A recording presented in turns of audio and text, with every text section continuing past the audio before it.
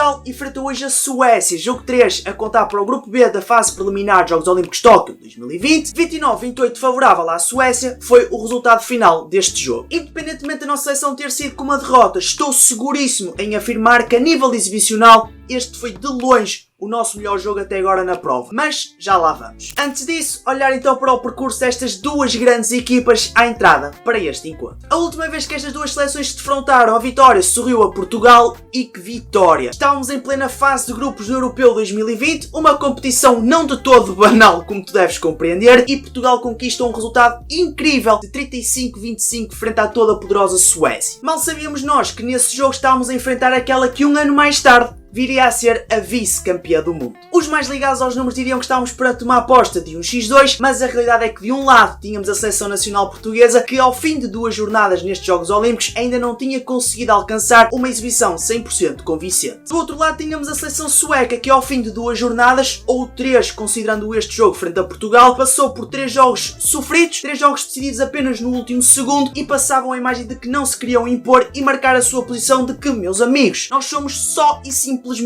a atual vice-campeã do mundo. Feito então este enquadramento das duas seleções, vamos àquilo que te interessa, que é a minha análise a este jogo. Na primeira parte, e olhando para os primeiros 5-6 minutos de jogo, dava para perceber que Portugal estava irreconhecivelmente melhor que nos 2 jogos anteriores. O processo ofensivo estava a fluir muito bem, estávamos a adotar um jogo simples, mas eficaz. Esta simplicidade resumiu-se na aposta no jogo interior com o pivô finalmente, que é só uma das nossas maiores armas, e a prova disso foi não só os golos apontados pelos nossos pivôs ao fim dos primeiros 30 minutos, mas também só termos feito nesse intervalo de tempo apenas um golo em 4 tentativas de remate de meia distância. O que mostra, e bem, que o nosso jogo ofensivo fluiu para outras opções que não os remates de primeira linha. Mas a minha primeira nota de destaque, e é um destaque individual, tem que ir obviamente para Gustavo Capdeville, que marcou presença no set inicial deste jogo. No fundo, a mostrar que a sua excelente exibição frente ao Bahrein teve um impacto direto nas escolhas de Paulo Jorge Pereira para este encontro. Estando eu a falar em Capdeville, aproveito e vamos passar então para o processo defensivo português. Defensivamente, Portugal entra bem, apesar das muitas exclusões. É verdade que a dupla de arbitragem entra para este jogo com um critério bastante apertado, e o mais castigado com isso foi João Ferraz, que ao fim de 7 minutos de jogo, sim,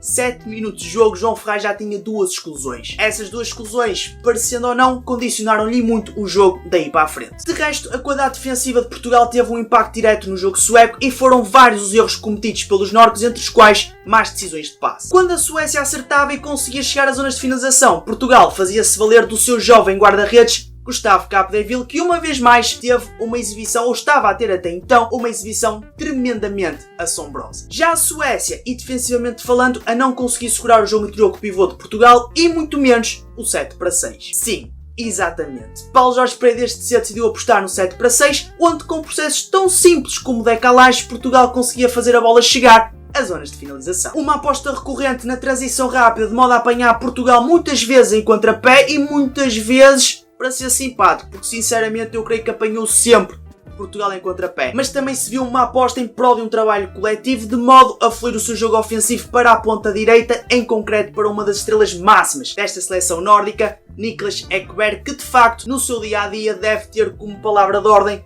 eficácia. O jogo com as pontas e a transição rápida foi de facto a maior dor de cabeça para a nossa seleção. Apesar de o resultado registado ao intervalo não demonstrar isso, Portugal estava a ser claramente superior à seleção sueca. Assim sendo, o marcador registava uma igualdade a 14 golos ao intervalo. Para a segunda parte, seria expectável ver a Suécia a ser mais assertiva e a ir ao encontro daquela que é a sua verdadeira essência: o errar pouco e ser eficaz. Se a eficácia sueca à entrada para estes últimos 30 minutos era de 50% e a de Portugal 59%, a realidade é que nos últimos 10 minutos da partida já se verificava uma percentagem de 65% para a Suécia e os mesmos 59% para Portugal. Obviamente que este aumento percentual não caiu do céu. Portugal teve grande culpa no cartório nesse aspecto devido às más decisões e às perdas de bola, principalmente nos últimos passos, ainda para mais estando a atacar em 7-6. A Suécia conseguiu interceptar, sair em transição e sem qualquer guarda-redes a dar oposição na baliza adversária, facilmente conseguiu então chegar ao gol. Além das transições, a Suécia em ataque organizado apresentava ou direcionava muito o seu jogo para as pontas. Ekberg, quer da sua posição, ponta direita, quer da marca de 7 metros, e Empelsvan da ponta oposta, ou seja, da ponta esquerda, a serem completamente exímios, foram dois jogadores essenciais, talvez os dois mais essenciais, para que ao fim de 24 minutos o marcador registasse aquela que seria a maior diferença deste encontro. Um resultado favorável à Suécia de 29-25. Nestes últimos 6 minutos, e com o vencedor aos nossos olhos aparentemente decidido, eis que Gustavo Capdeville regressa para a baliza portuguesa. O que tirá-lo penso que foi o maior erro cometido pelo nosso selecionador neste encontro. Coincidência ou não, foi na sua ausência que a Suécia começou a dilatar a vantagem no marcador, ainda que neste mesmo período de tempo Portugal tenha falhado muitos golos aos 6 metros, golos estes que não podia numa altura como esta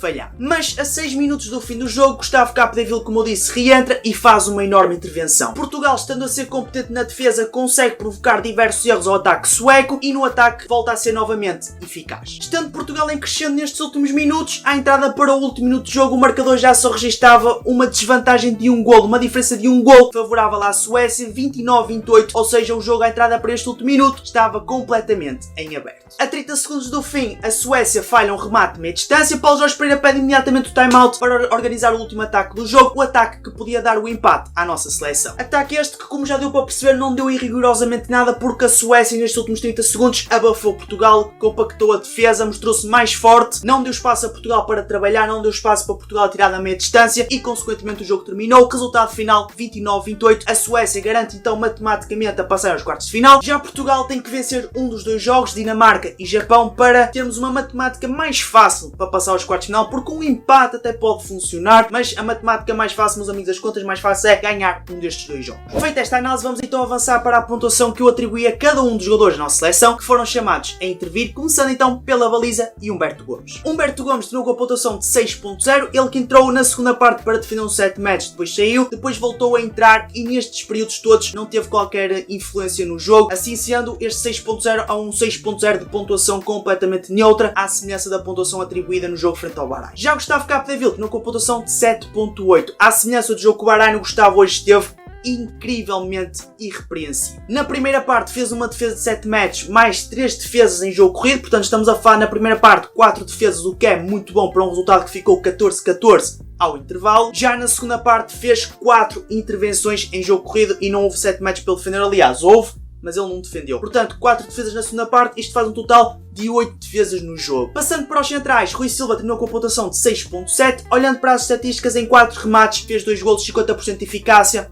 É aceitavelmente bom. Uma vez mais voltou a aparecer naquele jogo mais indireto, naquele jogo de dinamizar, aquele jogo que o pessoal, se não estiver atento, não consegue perceber, mas o Rui Silva esteve bem hoje, esteve sim senhor, esteve aceitavelmente bem também. Já o Miguel Martins terminou com uma pontuação de 7.5. O Miguel Martins hoje esteve muito bem. Destacar de facto o último passe dele, eu não sei quantas assistências que ele fez para golo, quantas assistências deu aos pivôs a marcar, mas ele esteve irrepreensivelmente bem nesse aspecto. Para não falar da defesa, onde ele entrou também muito bem e ainda deu um ar da sua graça na segunda parte, onde sacou uma atacante, e para mim, meus amigos, sacar uma atacante é respeito. É respeito, é sinal de respeito e merece todo o meu respeito só por isso.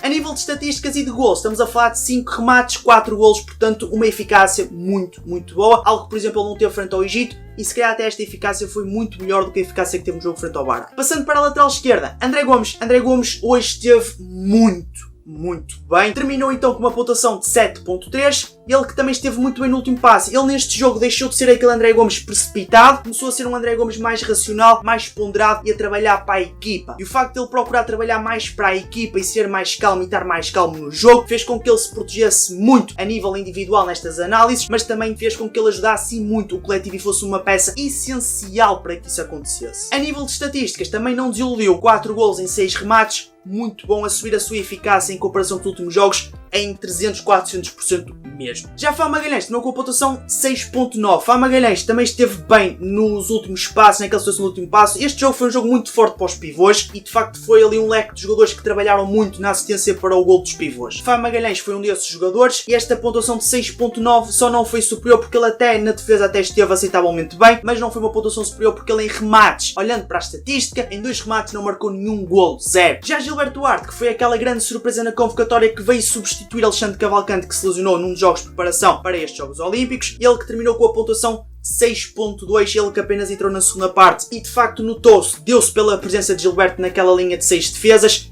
e portanto ele esteve muito bem mesmo. Passando para a lateral direita, João Ferraz terminou com a pontuação de 5.9, o jogador que neste leque todos os jogadores que foram a jogo foi o que teve a pontuação mais baixa, mas ele que ficou muito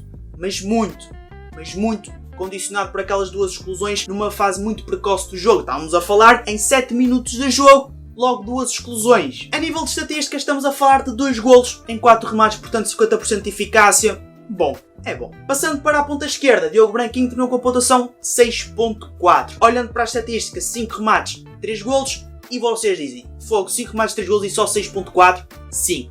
Defesa. As pontas, quer a ponta esquerda Diogo Branquinho, quer as pontas direitas Pedro Portela e António Areia. Eu nem sei se o Areia chegou a participar no processo defensivo, acho que sim. Mas os 3 pontas defensivamente estiveram muito mal e deram muito espaço à Suécia. É verdade que mérito dos pontas da Suécia, que são pontas de tremendíssima qualidade, de elite, de topo da elite, mas podiam ter feito um bocadinho mais e ajudado um bocadinho mais a equipa nesse aspecto. Daí a pontuação não ter sido mais alta. Mas ofensivamente e focando no Branquinho, esteve bem, 3 golos em 5 remates, é muito bom mesmo. Passando para a ponta direita, Pedro Portela e António Areia, os cobradores de 7 metros, que hoje não marcaram, não conseguiram cobrar nenhum e lá está aquele pormenor que eu falei. Os 7 metros são um pormenor muito importante que pode decidir jogos. Estamos a falar de jogos que vão ficar por 1, 2, 3 golos. Os 7 metros são importantes e hoje foi a prova disso. Mas olhando então para Pedro Portela, terminou com a pontuação de 6.5. Ele que fora os 7 metros e em remates da ponta, em jogo, corrida, em ataque organizado, fez 3 golos em 3 remates, 100% de eficácia. Já António Areia terminou com a pontuação de 6.1, ele também falhou 7 metros, como eu disse, e em 2 remates da ponta, em ataque organizado, em ataque fluido, em ataque normal, digamos assim, apontou um golo, portanto 50% de eficácia. O António Areia, o Pedro Portela e o Branquinho, que, como eu disse, pecaram e muito na defesa. A linha de pivôs, hoje, ao contrário dos últimos jogos, e em concreto do jogo com o Egito e também do jogo com o Bahrein, esteve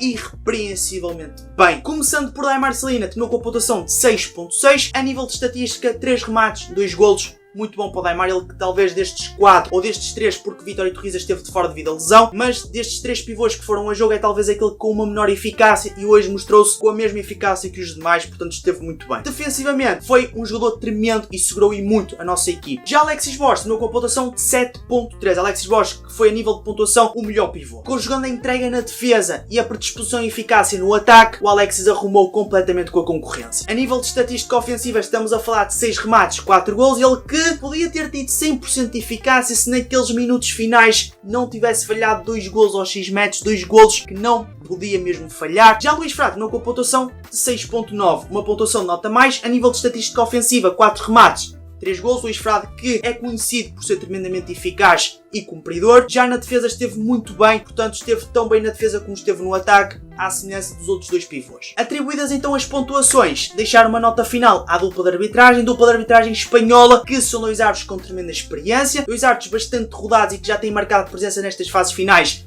há muito tempo, mas que hoje apresentaram um critério muito apertado. É correto? É incorreto? Não interessa. O critério foi coerente, foi igual para os 2 lados. Portugal sofreu mais, porque Portugal é uma equipa que explora mais o contacto. Explorando mais o contacto e levando com uma equipa de arbitragem que é muito rigorosa nesse aspecto e que fecha muito o critério, meus amigos, não há milagres. Tenho que reconhecer também que a dupla espanhola teve ali se calhar um ou outro erro que não prejudicou em nada o jogo português nem o jogo sueco, mas houve ali uma outra decisão que podia ter sido um bocadinho diferente e mesmo para se protegerem. Mas de modo geral, nota mais para esta dupla espanhola que esteve bem, se calhar não tão bem como a dupla do jogo frente ao Bahrein, a dupla alemã, se não estou em erro, mas se calhar um bocadinho melhor até que a dupla da Macedónia do primeiro jogo, ainda que as 3 tenham estado muito bem. E nesse aspecto de arbitragem estamos muito bem entregues nestes Jogos Olímpicos, inclusive temos os nossos árbitros portugueses, o Ricardo e o Duarte, a fazer um verdadeiro